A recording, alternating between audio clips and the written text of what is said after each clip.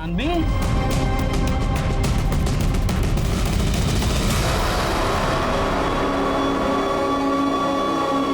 देख मुझे कोई शौक नहीं है तुम जैसों के पीछे पड़ने का।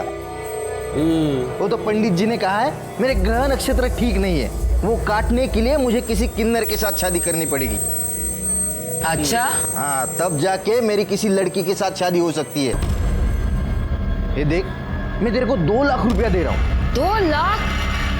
चांदवी 2 लाख? भैया 2 लाख दे रहा है, 2 देगा तो। अरे मेरे आगे लाइन पड़ी है, लाइन। वैसे भी इससे कौन शादी करेगा? क्या करते हो दादा, इतना काम किया आपके साथ, एक बार डायरेक्टर सर से मिलने दो ना, काम की बहुत जरूरत है। रमेश तुझे समझता नहीं है, अरे ऐसे नहीं मिल सकते। 2 मिनट बस, 2 मिनट। अरे दादा उसका ड्रेस लेके जाओ ना। मिनट चले जाओ। चलो यहाँ से चलो। ये हाथ कैसे लगाया? हाँ? जब काम था ये आगे पीछे भागता था, अब धक्का मारता है। रमेश गुंडागर्दी मत कर, जा यहाँ से। हाँ जा रहा, आज काम नहीं है ना, अपना टाइम भी आएगा, देखना सबको देखेगा मैं। बाप रे बाप, कितना गुस्सा। और नहीं तो क्या, ये अपनी इंडस्ट्री है, इनके साथ इतना काम किया मैंने, आज काम नहीं तो रंग दिखा रहे साले। चाय पिएगा? ये ले। नाम क्या है तेरा?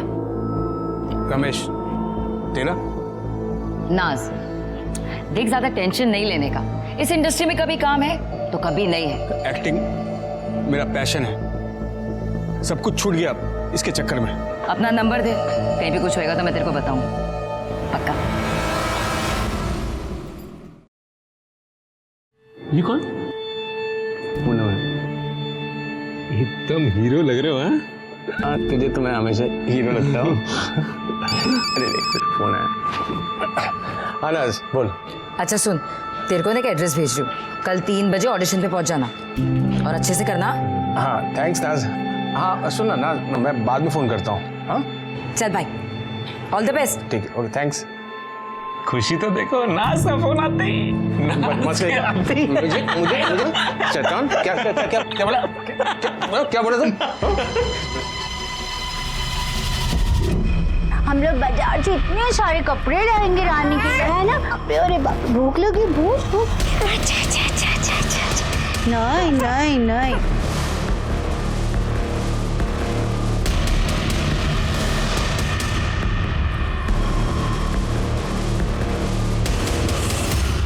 ये एड्रेस है, 2:30 बजे इंटरव्यू के लिए चले जाना। पापा, मैंने आपको पहले भी कहा कि मुझे प्यून की नौकरी नहीं करनी है।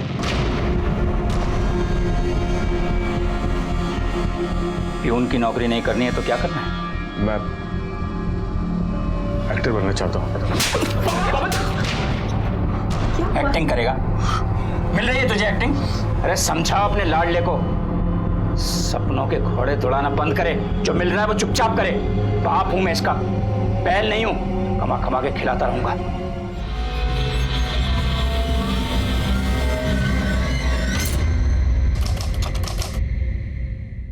संभल के।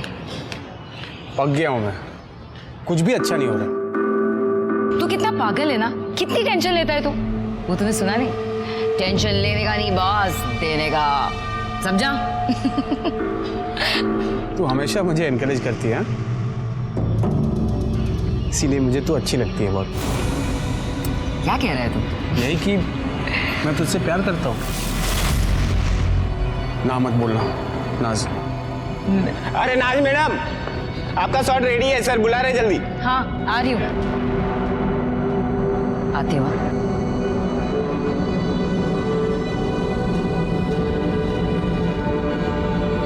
सुन, तूने आज तक इस सीरियल की शूटिंग सिर्फ बाहर से देखी है ना, आज अंदर से दिखाती हूँ। आजा। समझ में आ गया? हाँ, रेडी करें? हाँ जी, ओके। Roll, action. हाय, बड़ा चांद सा बेटा है हुआ है तुम्हें, मैं पूरा नेग लूंगी। हाँ कट। क्या हुआ? यार इसको बाहर निकालो। और वो सुंदर वाली आई नहीं अभी तक? आ गई सर, आ गई। अरे तुम यहाँ क्यों खड़ी हो, जाओ ना फ्लोर पर। जी सर।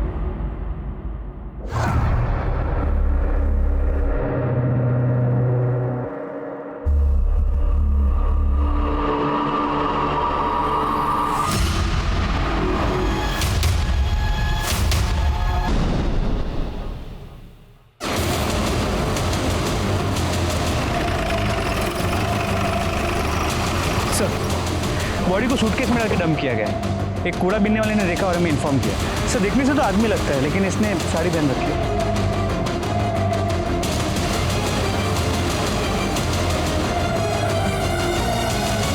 इनमें से कोई से पहचानता है? नहीं सर।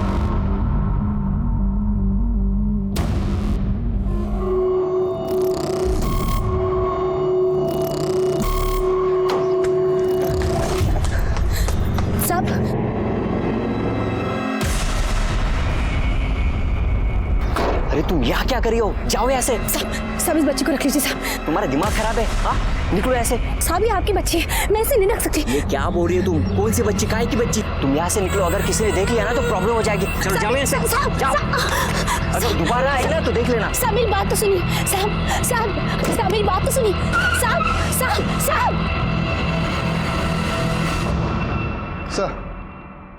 सर जहां हमें बॉडी मिली है उसके आगे एक सीसीटीवी कैमरा है, लेकिन सुबह होने तक वहां से 300 से ज्यादा गाड़ियां क्रॉस कर चुकी थी। मैं जानता हूँ ये काम थोड़ा टीडियस है राणे, लेकिन फिर भी उस सीसीटीवी फुटेज को बार बार चेक करो और उसमें से हर गाड़ी के बारे में पता करो। सर मैंने सूटकेस के बारे में पता करने की कोशिश की, पर पता नहीं चला क्योंकि वो पुराना सूटकेस था। कोई मिसिंग कंप्लेंट? नहीं सर, अभी तक तो नहीं। हमने उसकी फोटो सर्कुलेट की है और हम सारे पुलिस स्टेशन में पता कर रहे हैं। सर बॉडी की पोस्टमार्टम देखो। रिपोर्ट से पता चलता है कि वो बॉडी एक लड़के की है। मौत का समय कल दोपहर 4 और 6 के बीच किसी तेज धार वाले ऑब्जेक्ट से उस पर वार किया गया। 2 स्टैब वुंड्स, लेकिन उसे मारने से पहले उसे बुरी तरह मारा पीटा गया।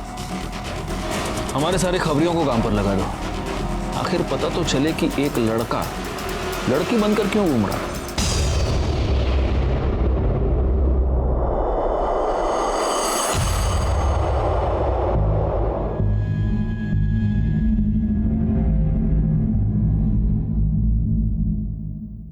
खूब पढ़ाई करो, खूब खुश रहो।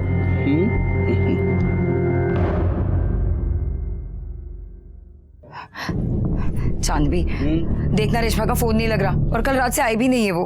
अरे छोड़ना, वो भाग गई होगी। वैसे भी वो मुझे सही नहीं लग रही थी। और हाँ, तुझे बताती हूँ मैं, वो तो मुझे जन्म से किन्नर भी नहीं लगती थी। वैसे वो मिली कहाँ थी तुझे?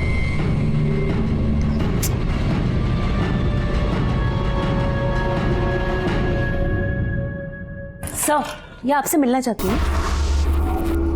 बैठिए। साहब वो परसों से मेरी दोस्त रेशमा लापता है और उसी दिन से उसका फोन भी बंद आ रहा है। रेशमा की कोई फोटो है आपके पास? है ना साहब?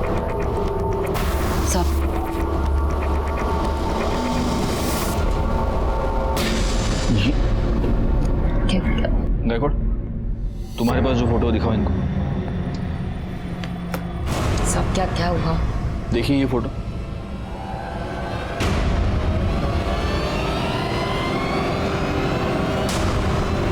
हमें कल ये लाश तालाब के पास मिली है। क्या तुम ये जानती थी कि रेशमा एक लड़की नहीं लड़का है? जी साहब, उसका नाम रमेश था। वो मुझे शूट पर मिला था। पैसों को लेकर बहुत परेशान था, इसलिए हमारी टोली में आ गया था। इसका घर कहाँ है? नहीं पता साहब, पर इतना पता है कि उसके घर में उसकी आई, बाबा और एक छोटा भाई है। किसी से कोई दुश्मनी, कोई लड़ाई? नहीं पता साहब। नहीं, हैरानी की बात है गायकवाड़, मजबूरी में एक अच्छा खासा पढ़ा लिखा लड़का किन्नर बन जाता है। ये रमेश के कॉल रिकॉर्ड्स, इस कॉल रिकॉर्ड के हिसाब से आखिरी कॉल किसी प्रदीप की थी। सर मोबाइल लोकेशन भी प्रदीप के घर के आसपास की बता रहे हैं। गायकवाड़, इस प्रदीप को उठा लो।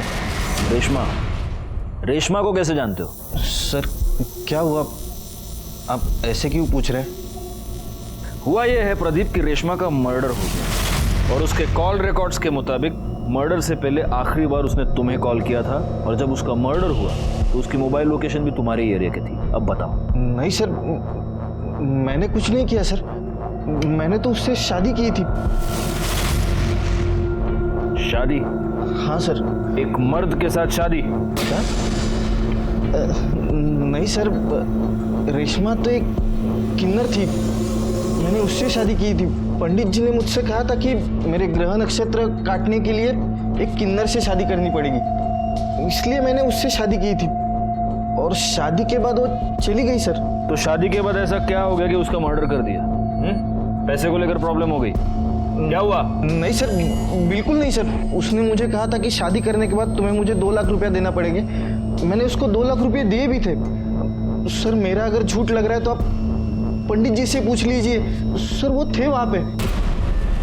तो पंडित जी, आपने इस प्रदीप की शादी रेशमा से करवाई? जी सर।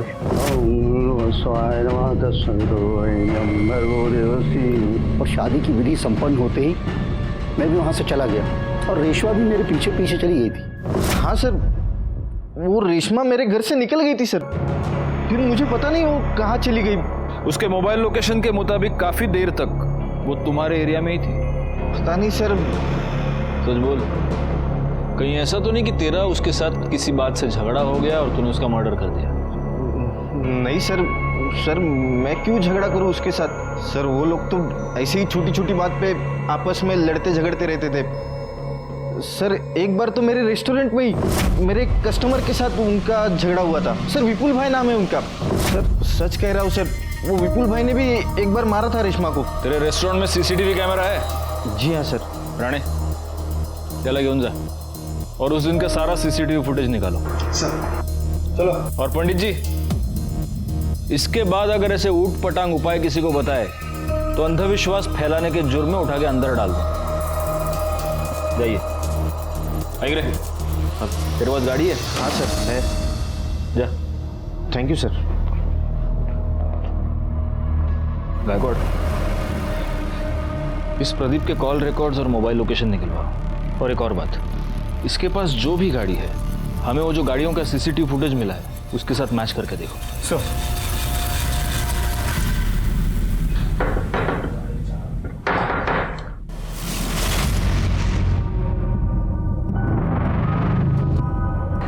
तुम यहाँ क्या कर रही हो?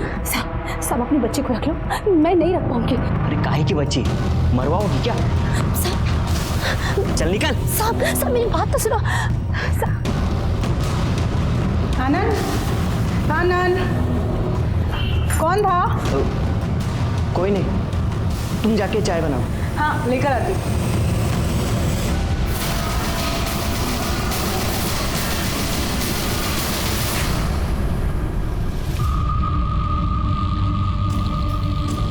ये चांद, रेशमा और नाज, इनका आपस में रिश्ता कैसा? अरे क्या साहब, इनका तो हमेशा ही कुछ ना कुछ लगा रहता है। चाचा देना रे।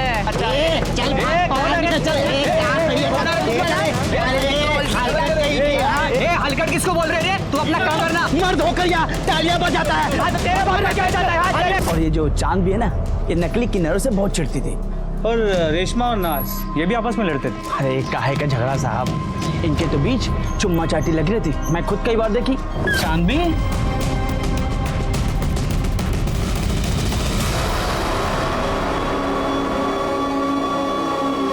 तो क्या है ना साहब, अब कोई आदमी तो मिलने से रहा, तो जो मिलता उसी के साथ चिपक लेते। शुक्रिया। तो तुझे नकली किन्नरों से बड़ी प्रॉब्लम है? हाँ? क्यों नहीं होना चाहिए क्या साहब? एक तो भगवान ने हम पर अन्याय किया, वो क्या कम है कि ये मर्द लोग हमारी तरह तालियां बजाकर पैसे कमाते हैं, हमारे पेट पर लात मारते हैं। गुस्सा तो आएगा ना साहब?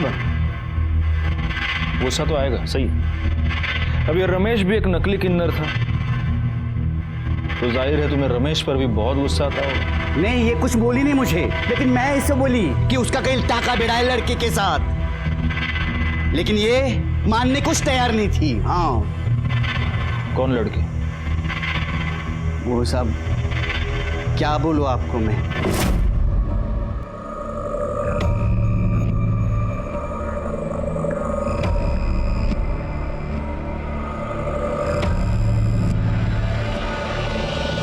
साहब जब मैं वहां गई ना, उससे पहले वो चली गई थी।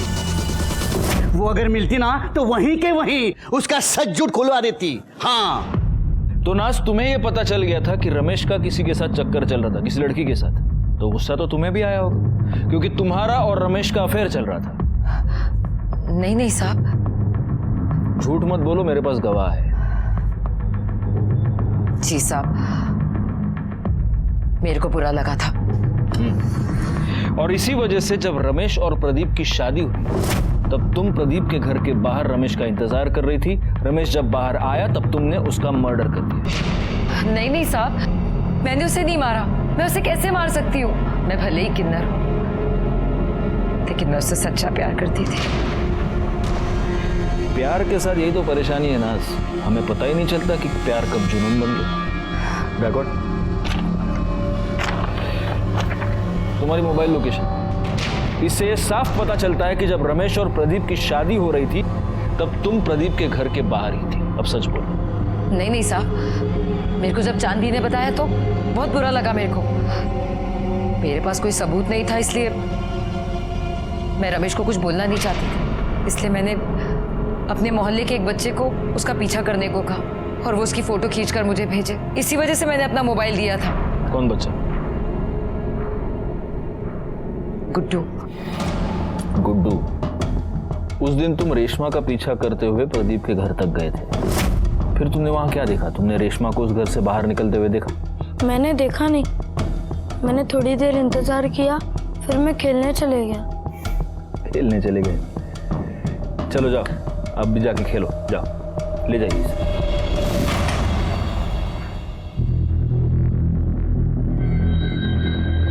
या तो नाज ने इस बच्चे को सचमुच अपना मोबाइल दिया था, या फिर वो इस बच्चे से झूठ बोलवा रही है। सर, प्रदीप की कार का नंबर उस दिन वहां जितनी भी कार्स थी उनसे मैच नहीं कर रहा, और सर उसका मोबाइल लोकेशन उस एरिया का नहीं है। मैंने उस रेस्टोरेंट की सीसीटीवी फुटेज मंगवाई थी, वो आ गई? जी सर। हाँ, तो विपुल तो रमेश को कैसे जानता है? साहब मैं कोई रमेश को नहीं जानता। अरे सॉरी, भूल गया, रमेश नहीं, रेशमा, वो किन्नर, उसके साथ क्या लफड़ा था तेरा?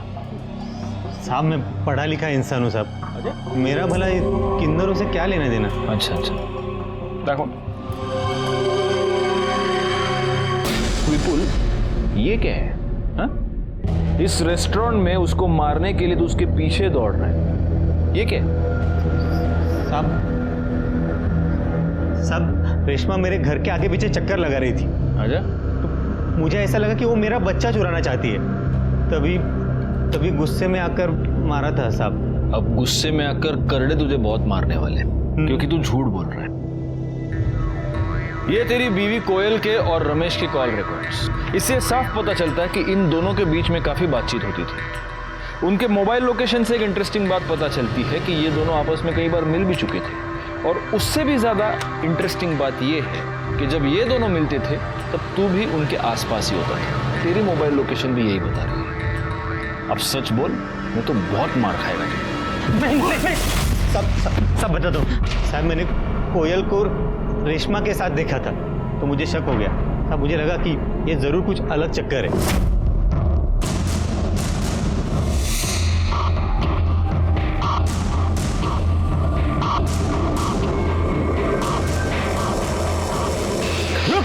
रुक,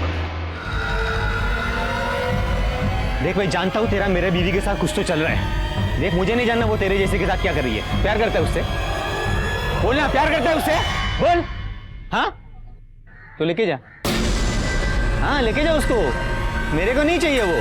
देख 3 लाख रुपए दे और लेके जा, समझा?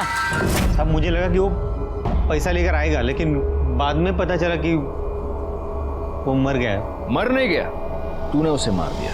तू बहुत दिनों से उसके पीछे पड़ा था। जब वो 2 लाख रुपए लेकर तेरे पास आया, तूने पैसे लिए, तूने उसको मार दिया और तूने उसकी बॉडी तालाब के पास डंप कर दी। नहीं साहब, मैंने कुछ नहीं किया साहब, मैंने नहीं मारा उसको। जब तक ये सच नहीं बोलता इसको फोड़ते रहो। साहब मैंने कुछ। इसकी मोबाइल लोकेशन रिकॉर्ड के मुताबिक ये कभी उस एरिया में नहीं गया जहाँ में रमेश की लाश मिली थी। तो क्या हुआ? हो सकता है कि मर्डर के वक्त अपना फोन घर पे छोड़ के गया। इस कोयल को बोलो। रानी यहाँ सोएगी और मैं खाना बनाऊंगी, है ना? अरे बाप रे बाप।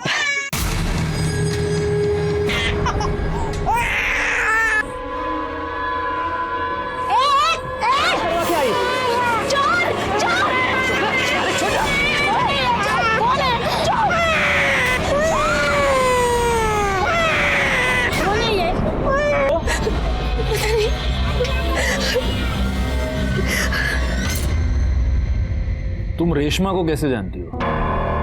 सर रेशमा नहीं रमेश, शादी से पहले से ही मैं उसे प्यार करती थी।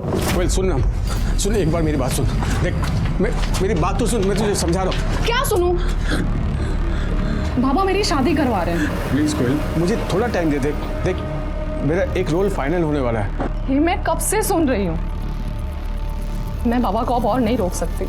सर फिर मेरी शादी हो गई, लेकिन फिर वो मुझे दिखा जब मेरा बेटा हुआ था। सर मैं आपको बता नहीं सकती कि उसे वैसे वहां देखकर मुझ पे क्या गुजरी थी। सर वो मेरे पीछे पड़ गया था। वो चाहता था कि मैं सब कुछ छोड़कर उसके साथ चलूं। मैं तुझसे बहुत प्यार करता हूँ, नहीं रह सकता तेरे बिना। देख मैं सब कुछ छोड़ दूंगा, बस तू एक बार आकर दे। तो कहीं ऐसा तो नहीं कोयल कि रमेश ने तुम्हें इतना परेशान किया कि तंग आकर तुमने उसे मार डाला या फिर मरवा दिया? नहीं सर, मैं उसे अब भी प्यार करती हूँ। और अपने पति से? चलो छोड़ो। या फिर एक पॉसिबिलिटी ये भी है कि तुम्हारे पति को, विपुल को, तुम्हारे और रमेश के बारे में पता चल गया और गुस्से में आकर विपुल ने उसको मार दिया। नहीं सर, मैं अपने बच्चे की कसम खाती हूँ। रमेश के घर वालों के बारे में जानती हो?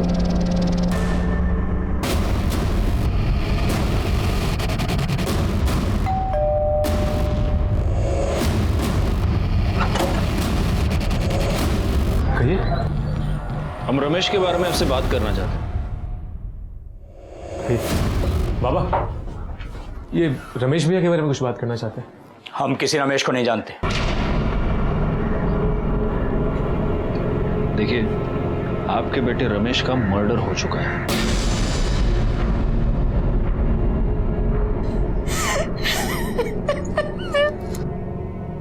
हाँ, तो जो इतना घटिया काम करेगा उसके साथ ये सब तो होना ही था ना। नाक कटा के रख दी थी उसने समाज में हमारी। साड़ी पहन के औरतों की तरह नाचता था वो। बाबा बाबा बाबा मेरी बात तो सुनिए बाबा। ये है तू?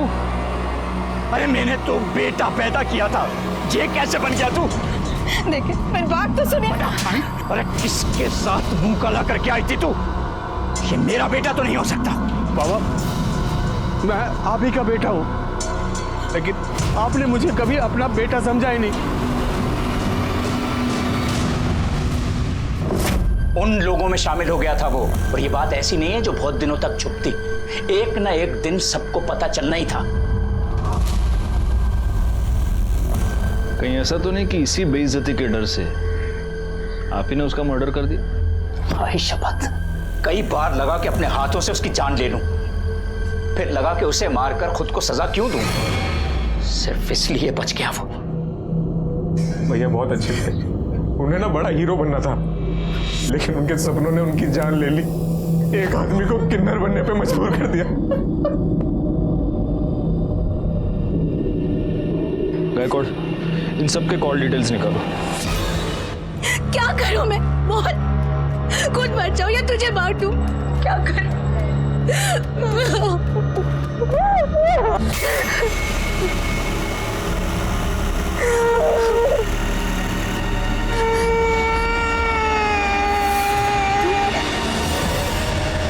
आशा, ए आशा, अरे बाहर पोलियो का टीका देने आए, रानी को लेके आना।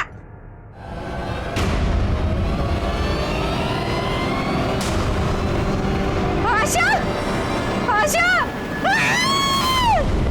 सर रमेश के परिवार वालों के कॉल लोकेशन डिटेल्स आ गए। जहाँ रमेश की बॉडी मिली थी, इनमें से कोई भी वहां भी कभी भी नहीं गया है। और उस एरिया में जितनी भी गाड़ियां उस दिन देखी गई थी, उनमें से किसी का भी इनमें से किसी के साथ कोई भी कनेक्शन नजर नहीं आया।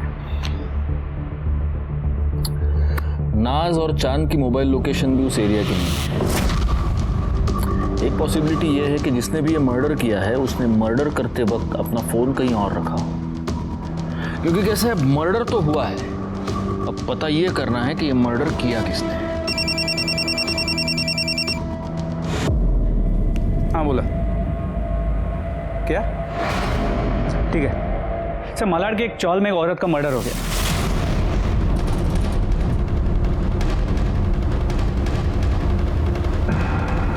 हटिए, चला चला आगे, चला आगे जा, चल भैया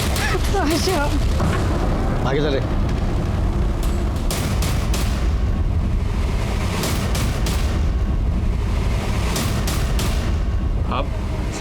साहब मैं सुबह को इधर आई तो ये मरी पड़ी थी।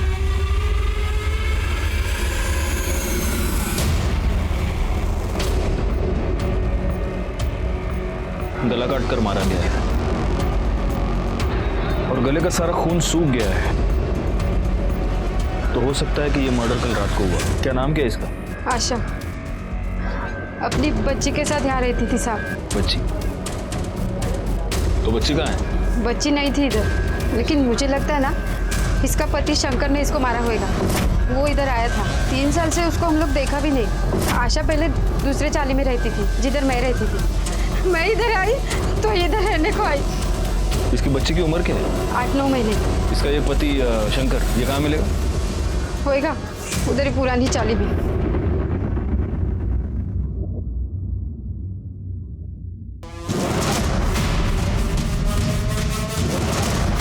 शंकर।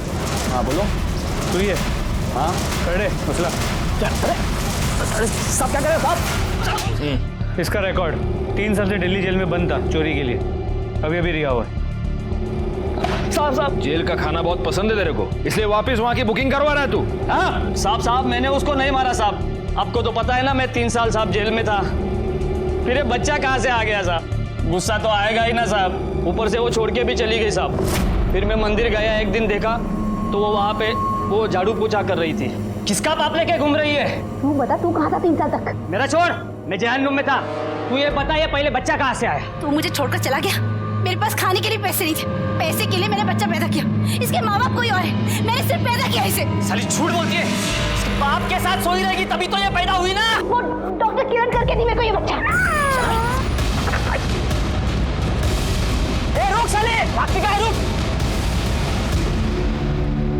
फिर पता नहीं साहब वो कहाँ भाग गई। मैंने उसका बहुत पीछा किया। मैं उसके वो नए चाली में भी गया, लेकिन वहाँ पे साहब उसने बोला कि मैं चोर है। और इसलिए रात को उसके घर में घुसकर तूने उसका मर्डर कर दिया और बच्ची को भगा कर ले गया। बता बच्ची किधर है? बोल। सब सच में मुझे मालूम नहीं है साहब। मालूम नहीं? डॉक्टर किरण को बोलो आणि करडे खरं बोलत नाही तोपर्यंत फोडून टाकायला। साहब कुछ किया। डॉक्टर ये बच्चे का क्या चक्कर है? सर आशा ने आनंद और उसकी पत्नी पूनम के लिए सरोगेसी करवाई थी। आशा को हुई लड़की और आनंद को चाहिए था लड़का, तो आनंद ने उस लड़की को अपनाने के लिए इनकार कर दिया। हमने भी उसके ऊपर काफ़ी प्रेशर बनाया, क्योंकि लड़का हो या लड़की, सरोगेसी करवाई थी तो अपनाना तो था ही। लेकिन कुछ दिन बाद आशा ने कहा कि अगर वो लड़की को अपनाने के लिए तैयार नहीं है तो वो खुद उस बच्ची को पालेगी, क्योंकि उसका पति उसे छोड़कर कहीं चला गया है। और उस बच्ची में आशा ने अपना सहारा ढूंढ लिया। वैसे हमें ये शक है कि उसके पति शंकर ने ही उसकी जान ली है, लेकिन आपको कुछ और सस्पिशियस नजर आया इस केस में? अब कुछ दिनों से वो आनंद के पीछे पड़ी थी कि वो अपनी बच्ची को अपना ले। मेरे पास भी आई थी कि मैं आनंद के ऊपर प्रेशर बनाऊं। काफ़ी डरी हुई लग रही थी और बार बार एक ही बात कह रही थी कि मुझ पर जान का खतरा है। ये आनंद कहाँ रहता है?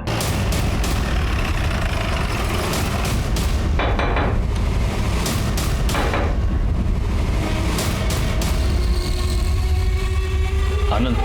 Yes sir. आप आशा को जानते हैं? इससे पहले कि आप ना कह दें, मैं आपको एक बात बता दूं, हम डॉक्टर किरण से मिलकर ही यहां पर आए हैं। जी सर, जानता हूं। आशा का मर्डर हो चुका है। डॉक्टर किरण ने हमें यह बताया कि आशा पिछले कई दिनों से आपके पीछे पड़ी थी कि आप अपने बच्चे को अपना लें। कहीं ऐसा तो नहीं कि इससे परेशान होकर आप ही ने आशा को मार दिया? सर ये क्या बात कर रहे सर आप? आनंद कौन है? ये बच्चा किसका है? सर ये वही आशा की बच्ची है। क्या? हाँ सर, इन्होंने तो कई बार मना कर दिया था बेटी के लिए, उसके बाद तो हम बच्चा नहीं कर पाए। मैं कई बार गई थी आशा के पास इस बच्ची को देखने के लिए। भले ही सर मैंने इसको जन्म ना दिया हो, लेकिन ये है तो मेरी बेटी सर। लेकिन ये बच्ची आपके पास आई कहाँ से? वो सर कल रात को मैं आशा के घर गई थी।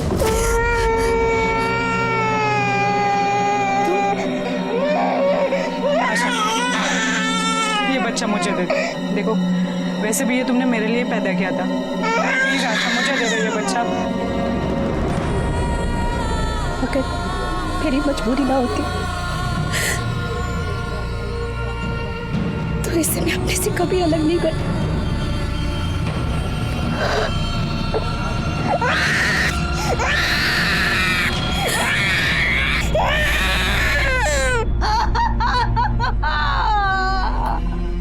इसका मतलब हो सकता है कि आपके वहां से जाने के बाद वहां पर कोई और आया। हो सकता है सर, कोई आया होगा। तुम तो ये बेटी चाहते नहीं थे, फिर अचानक से मन कैसे बदल लिया तुमने? क्या करता सर, ये जिद पे अड़ी थी। कहीं ऐसा तो नहीं कि बीवी की जिद के आगे झुककर तुमने बच्ची को तो अपना लिया, लेकिन फिर गुस्से में आकर तुमने आशा का मर्डर कर दिया? सर नहीं सर, मैंने उसका मर्डर नहीं किया सर। बैकआउट, इसको ले चलो साथ में और इसके सारे डिटेल्स भी निकालो। सर नहीं नहीं सर, नहीं सर, सुनिए सर, सर, कहाँ लेके जा रहे हैं सर? सर, आशा की पोस्टमार्टम रिपोर्ट, उसे चाकू से मारा गया और इसके कॉल रिकॉर्ड्स।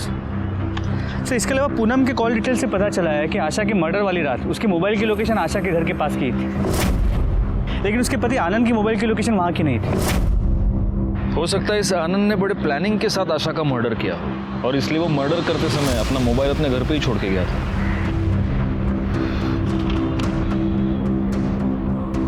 एक मिनट गैकॉर्ड, ये देखो 12 फरवरी को आशा की मोबाइल लोकेशन उस तालाब के पास थी। उसी तालाब के पास हमें 13 फरवरी को रमेश की लाश मिली थी। तो आपको क्या लगता है ये दोनों केसेस कनेक्टेड हैं?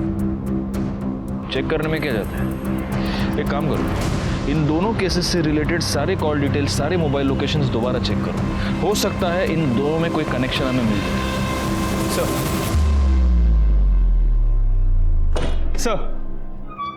सर कनेक्शन मिल गया। इसमें आशा के घर के बाहर का सीसीटीवी फुटेज। हाँ सर ये सर आशा के मर्डर वाले दिन आशा के चौल के पास एक गाड़ी देखी गई है और ये सेम कार रमेश के मर्डर वाले दिन उस एरिया में भी देखी गई थी। आरटीओ से पता करो ये गाड़ी किसके नाम पर रजिस्टर्ड है। ऑलरेडी पता कर लिया, मनोहर काले। तुम रमेश और आशा को कैसे जानते हो? सर मैं तो इन दोनों को नहीं जानता। अगर तुम इन दोनों को नहीं जानते तो उस दिन 12 फरवरी को तुम्हारी गाड़ी उस एरिया में क्या कर रही थी जहां से हमें रमेश की डेड बॉडी मिली? उस दिन तो उसने मुझसे कार मांगी थी ना, उसकी गाड़ी खराब थी। किसने? सर मैं पहले भी बता चुका हूं कि रेशमा शादी के बाद वहां से निकल गई थी, फिर वो कहां गई मुझे नहीं पता सर। तुझे नहीं पता? चल अभी हम तेरे को 2 पिक्चर दिखाएंगे। देखो देखो, ये वहां का सीसीटीवी फुटेज है जहां पर हमें रमेश की लाश मिली थी। ये रास्ता सीधा उस तालाब के पास जाता है और ये उस रास्ते पर है गाड़ी। ये तेरी गाड़ी नहीं है, ये मनोहर काळे की गाड़ी है जो तूने उससे मांगी थी। अब दूसरी पिक्चर दिखाओ।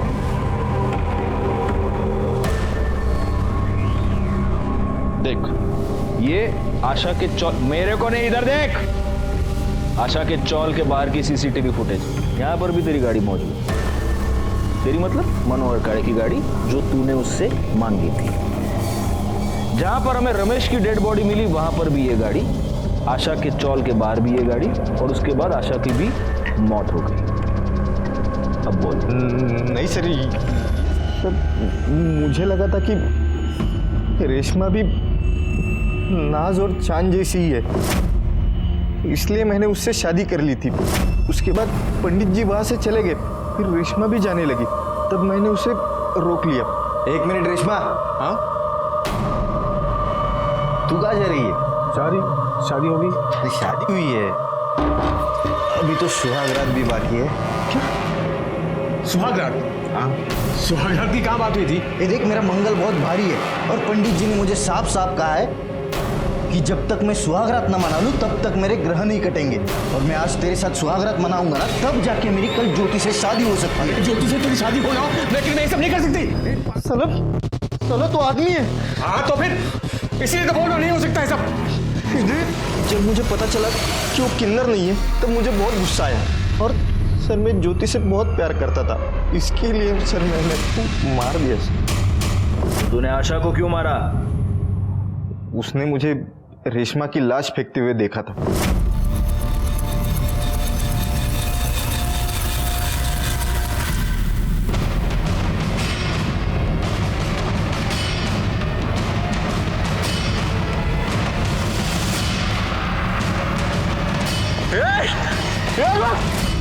एक दिन वो मुझे मंदिर में दिखाई दी। फिर मैंने उसका पीछा किया और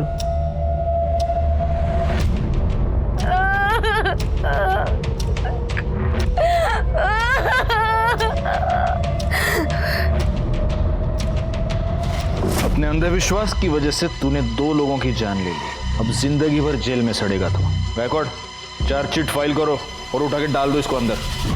प्रदीप को रमेश और आशा के मर्डर के जुर्म में सजा मिल गई। केस सॉल्व हो गया। लेकिन इस केस में सोचने वाली बात यह है कि अपने हालात से हार मानकर जब रमेश ने किन्नर बनने का फैसला किया, तब क्या उसे अपने इस डरावने अंत की दस्तक नहीं मिली थी? अपना लोग, अपनी दुनिया, अपने परिवार से मुंह मोड़कर वो एक ऐसी दुनिया का हिस्सा बन गया जिस दुनिया के बारे में वो कुछ भी नहीं जानता था। वो नाज से प्यार करने लगा था, इसमें कोई भी बुरी बात नहीं थी। लेकिन अपनी हकीकत से मुंह मोड़कर इतना बड़ा कदम उठाने से पहले उसे ये सोच लेना चाहिए था कि कुछ रास्तों पर चलकर वापस आना बहुत ही मुश्किल होता है। खैर, मैं सीनियर इंस्पेक्टर राजेश यादव आपसे विदा लेता हूँ। दोबारा मिलूंगा, तब तक सतर्क रहिए और देखते रहिए क्राइम पेट्रोल दस्तक, क्योंकि मकसद बताना नहीं, बचाना है। जय हिंद।